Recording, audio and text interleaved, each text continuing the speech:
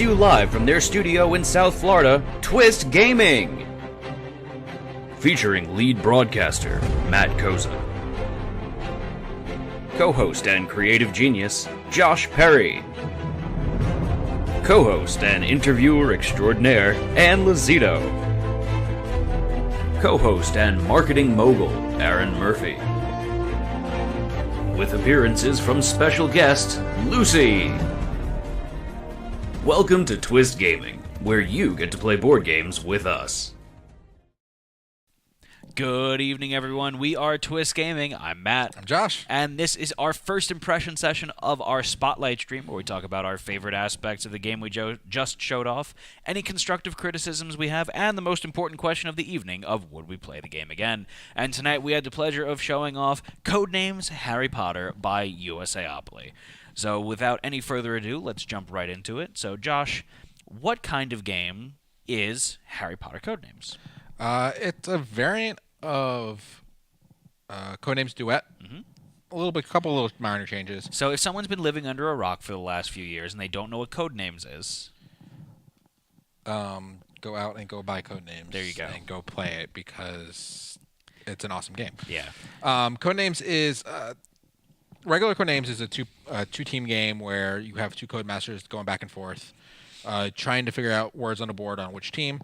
The duet version of it makes it a two-player game, where it's a cooperative game instead of a competitive game. So Harry Potter's doing that. So we are two wizards trying to go find the Order of the Phoenix. Yep. Trying to avoid the Ministry officials. And also not getting killed by the Death Eaters. Or abducted, however you want to say. Whatever they do. So we're going back and forth. So there's 15 Order of the Phoenix characters. And the basic mechanism is, and I'm going to switch over to the board right here, you have either words or pictures or both combined together, and you have to give one-word clues followed by numbers corresponding to how many cards they are affiliated with to your teammate, and they have to guess on the board. So if you guess one of the correct locations, you put the Order of the Phoenix member on top of it. If you guess an incorrect location, you either put the Ministry official if it's a blank space, as indicated by this card here, or you get abducted or killed by the Death Eaters if you land on one of the black spaces, and that ends the game. So an example of a clue, real quick, would be Potions 2, which could be them making the potion right here, and then a love potion. Although, actually, couldn't say potion because potion's actually in the word. So that was a horrible clue. Snape too, maybe, because he is the potion master, and then you see Seamus making the potion there. That could work. So first aspect, we'll talk about our favorite parts of the game. So typically we start with who won. Was cooperative. We won all 3 games. No. We did 3 games. No.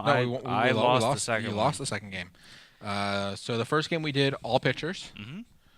The second game we did all words, which was significantly more difficult for us. And then the last game we did a mixture of both, which was the easiest for us, actually. Yeah, it was. So favorite aspects, I'm a big Harry Potter fan. I like that they, skin this to Harry Potter. I thought it was very interesting that they did the mission log to make a campaign element to this. We didn't play the campaign, so I'm not going to speak to it too much. It's just a way for you to kind of extend this a little bit and have it be a little bit more than just your standard party game. Yeah. So I thought that was a nice little touch there. I think that all of the clues work well together. Thematically, it works well. I like what Cammie was saying. She was our guest this evening on our Spotlight stream. When you think of Harry Potter, you can either play head-to-head, where you would be like Orders of the Phoenix versus Death Eaters, but who wants to play as the Death Eaters and be the bad guy? I do. So they made it a cooperative game where you're all playing as good guys, trying to find the members of the Orders of the Phoenix and avoid the Death Eaters. So I think they did a nice job in that decision to skin the game. Mechanisms-wise, it is Codenames deep down at the heart, so I don't know how much we could really say about that. It's a fantastic is a good, game. solid game. And the theme was added nicely to it. And ton of cards. The art script, it's all screen grabs. It's all screen grabs, and they're all almost all screen grabs. So we do have the harp here, which is just an illustration of a harp. But it's like 99%. The harp wasn't exploded in one of the scenes or something like that? Yeah, it was. But it's like 99% screen grabs directly from the Harry Potter movies. Yeah. I don't really know.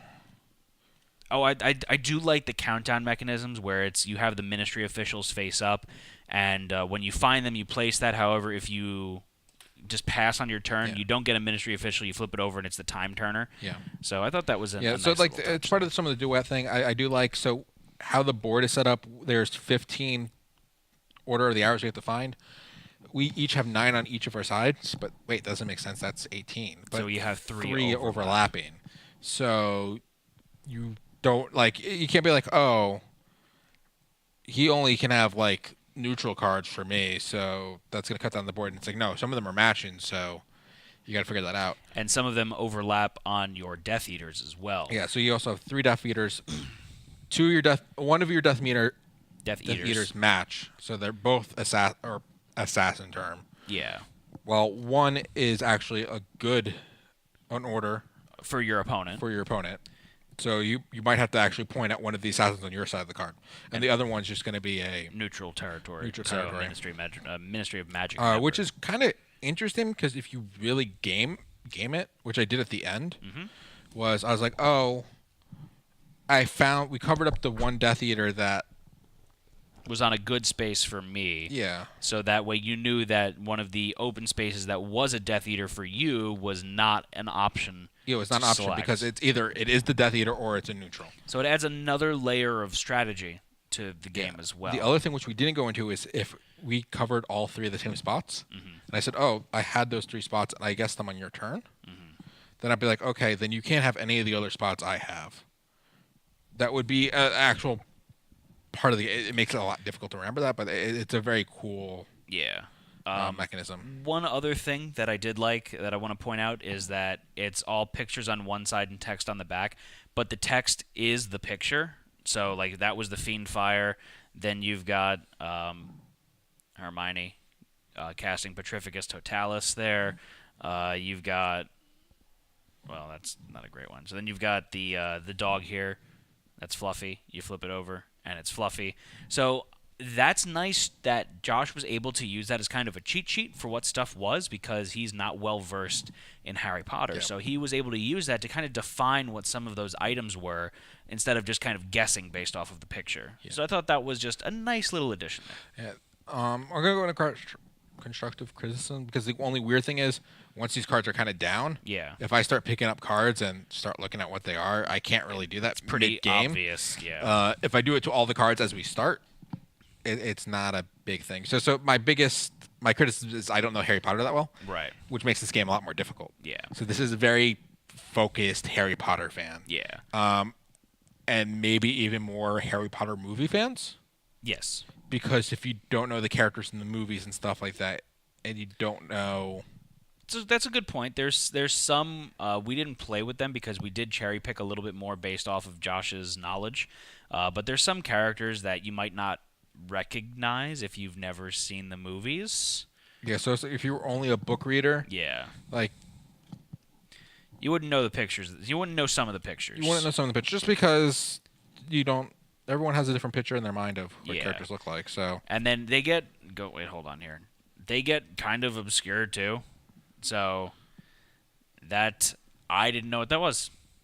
And that's an Inferni, which is the like zombie creatures that they summon at the end, or that Voldemort's using to protect the ring of, or the Resurrection Stone. So they get a little. Or if you read the books 10 years ago and can't trust your memory. Yep. They get a little specific. Since we're in the constructive criticisms portion here, we're talking about aspects of the game that maybe we changed, maybe we weren't giant fans of, and that can be due to several things. One, this is our first playthrough of the game, so we haven't cracked this open and played it before, so this is very much our first impression. And then as well, this is personal opinion, so grain of salt. So, as I said, I'm not a big Harry Potter person. So, for me, this was much difficult. I'd rather pick up a normal version of Codenames. The other issue I have, so Codenames pictures is just line work. it doesn't use any colors or anything like this. This is actual picture work. So lighting and things like that could make it difficult, and my color blindness doesn't help either. If you try to use clues with color and things like that. So that's one thing I did want to talk about is the fact that this does use the majority of it is screen grabs. From the movie, and then sometimes it's great quality. Like this one right here specifically, that's a very clear image. You can definitely see what's happening there. The Seamus with the pot is a little on the blurry, grainy side because this is a very focused shot from the movie and was kind of zoomed in. So some of them didn't have the crisp image that I would have hoped for. Yeah, like that's one too. So it's not as crisp as I would have liked. That's a Cauldron. I mean, you don't need an HD picture of a Cauldron, but or this one here. Like, if you haven't seen the movie, you really don't know that that's Bellatrix Lestrange there. What's the back of the card say? Just curious. Incendio. Okay. So that's when she lights fire to the burrow. But yeah, some of the image quality isn't as nice as I'd like. And then every once in a while they were interspersed with graphical art. For like the harp was one. Fluffy is another one. Kind of interesting that they used an art piece for that one instead of that. And then you have the house crests, which are graphic patches? As well. They're like patches. So I'm okay with the patches. I'm okay with the patches. I just would like to have seen a little bit more consistency and quality from the actual. Yeah, so that's definitely an art piece as well. All right, so otherwise, I mean, it's kind of getting into the more nitpicky side of things. Codenames is an extremely solid game, and I think they did a good job of skinning this over. Josh, is there any other constructive criticisms that you might have with this? No, I think that's it. All right. So, most important question of the evening of would you play this game again? So, I'm going to toss it to you first, and there is the caveat of you're not really that much of a Harry Potter nerd, so it might be more difficult for you to get into this, so I understand. Yeah, so for me, it's going to be, I wouldn't pick this. I would pick up normal Codenames. Yeah. I see if you are a big Harry Potter fan, if you know someone who is a huge Harry Potter fan, you have a lot of Harry Potter. What do they call themselves now? I can't think of the term. Potterheads. Potterheads. Yeah. If you have a group of Potterheads that you want to play a game with, this is totally 100% a great game to do that. Mm-hmm. I am not a Potterhead. So, not that I didn't enjoy myself with the game. Mm-hmm. This is not something I pick off the shelf. If someone else was playing it, and if there was teams instead of just straight on 1-to-1, I'd be cool playing it because I could definitely help a little bit. Yeah, definitely. So, not that I wouldn't play it again. I would not pick this out to play myself. Okay. So I would say definitely 100% I'm going to play this again. My girlfriend is a bigger Harry Potter nerd than I am, and she was originally wanting to come and do this stream with us.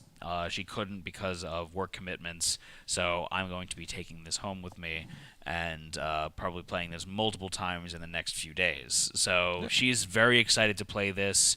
Codenames is a great game for entry-level gamers, and if you are a big Harry Potter fan, I can definitely see this being something that is ridiculously fun to play. Yeah.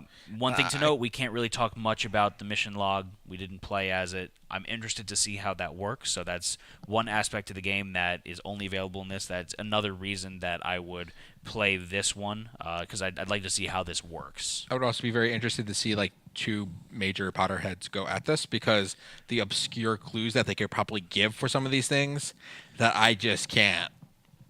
Yeah, so you actually gave a really fantastic clue last round without knowing that you did, in that you said explosion too. Yeah. And so the two images that he was referring to was one of Seamus looking over the pot, over the cauldron, with it about to explode into his face, which you can kind of see that from the picture itself. And you guys also mentioned it when we laid the card down. Right, so that and then the other one was the Howler.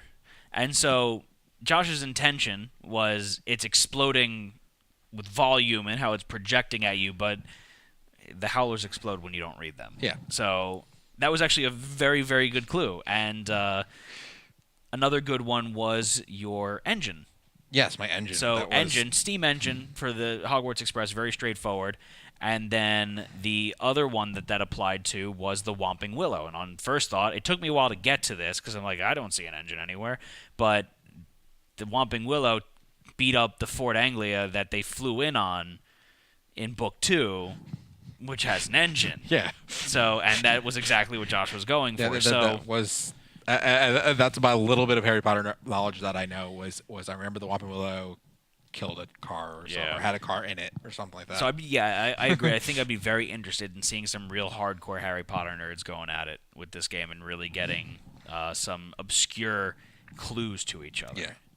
Yeah. So with that, I think thumbs up for the quality of the game across the board. Yours is just a criticism of Harry Potter because you're not a Harry Potter fan. Yeah, it's not really a criticism, just a comment. Criticism. Just hey, if you're not a big Harry Potter fan. I don't think you're picking up Harry Potter. I don't think you're going to pick up Harry Potter Codenames. So pretty just evident. letting you know. Yeah. So with that, that was our first impression session of Harry Potter Codenames by USAopoly. Big shout out to USAopoly for sponsoring this week's stream, and all of this week's streams. Yeah. Jeez, got that out finally. With both Harry Potter Codenames as well as Fantastic Beasts: Perilous Pursuit, both due out later this month in all local game stores, stuff like that. Perilous Pursuit? Perilous Pursuit should be like next weekish, where Harry Potter might be later this month, early next month. Sounds good. So with that, this is going to be Twist Gaming signing off. For all of you watching on video on demand, please make sure that you come by and stop by, watch us live sometime, and follow us on Facebook, Twitch, Twitter, YouTube, Instagram, and come chat with us in our Discord channel where we don't talk about Harry Potter trivia. And make sure that you enter all of our giveaways. We've got a bunch of giveaways up here at Twist Gaming, and you get more entries when you're watching live because we give secret code words for those giveaways as well. And you should become a subscriber. You get more entries. We do subscriber-only giveaways. And if you have Amazon Prime, you get Twitch Prime, which means you get one free sub every month. With that, Twist Gaming signing off for real. Have a good night, everyone. We hope to see you again. I'm Matt. I'm Josh. Bye-bye. Bye.